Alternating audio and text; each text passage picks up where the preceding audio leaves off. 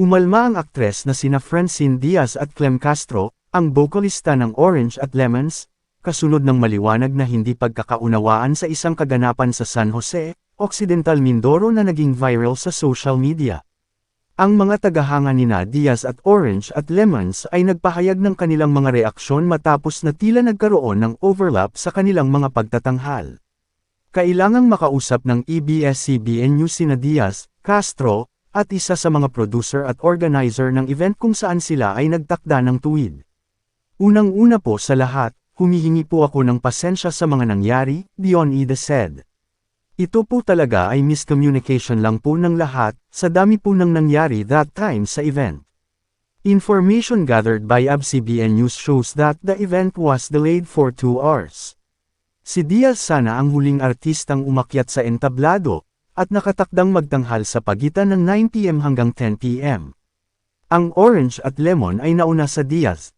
Nag-request ang kampo ng aktres kung pwede bang ituloy ni Diaz, dahil isang kanta lang ang nakatakdang kantahin niya. Binigyan sila ng go signal, ngunit hindi ipinaalam sa banda ang sitwasyon. Ito ay humantong sa viral na insidente kung saan nagtanghal si Diaz habang nag-soundcheck sina Orange at Lemons. The night after the show, when we woke up, sumabog lahat, Castro said. Gusto kong mag-damage control on the matter, because it's getting out of hand. It was so fast. Social media was so fast. We started to see a lot of hate messages, or mentions. It's a little frustrating and at the same time, stressful, he added. I understand the gravity of the matter, so I asked for an audience. Kaso wala na sila Francine, lumipad na sila ta Manila.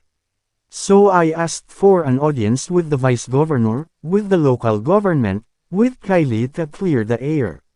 We can understand, totally what happened. Ipinahayag din ni Castro ang kanyang pagkadismaya sa ilan sa mga kwentong lumabas online pagkatapos ng kaganapan. What you see online, all the videos and the postings, were just mere speculations. There's no clear representation on what happened online. Kami lang lahat nakakaalam and we discussed it internally, he stressed. We never release any official statement because we didn't want to fuel the fire, paliwanag din ni Castro. Ayaw namin ng mas maraming assumptions, more judges from the masses, music supporters, or fans. We don't want to give more confusions.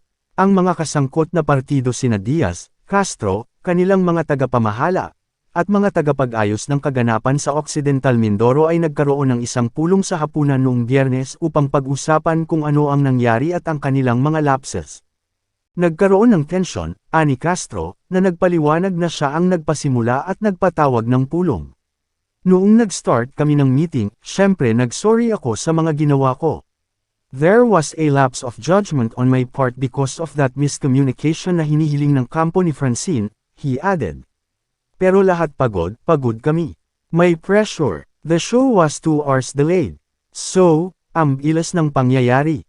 Magulo backstage. Things got out of hand and out of control, he also said. I apologized for my behavior, I explained my side. They explained their side. And we found the root cause of the problem, it's miscommunication. Sinabi naman ni Diaz na walang briefing sa backstage sa daloy ng programa. At sumang-ayon kay Castro na may miscommunication na nangyari. Okay na po kami ni Sir Clem, okay naman na po, nagkaayos naman, the actress said.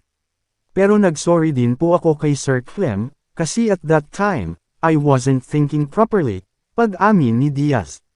Wala ako sa right state of mind. I should have acknowledged them, but because of intimidation, hindi ko alam yung gagawin ko.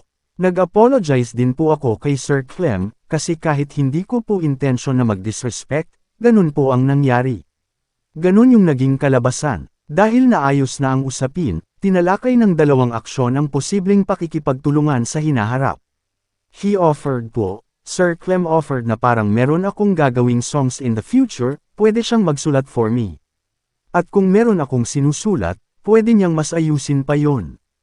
Ako rin po as my peace offering, in-invite ko po siya, sa araw na i-show yung first movie namin ni Seth, ani Diaz.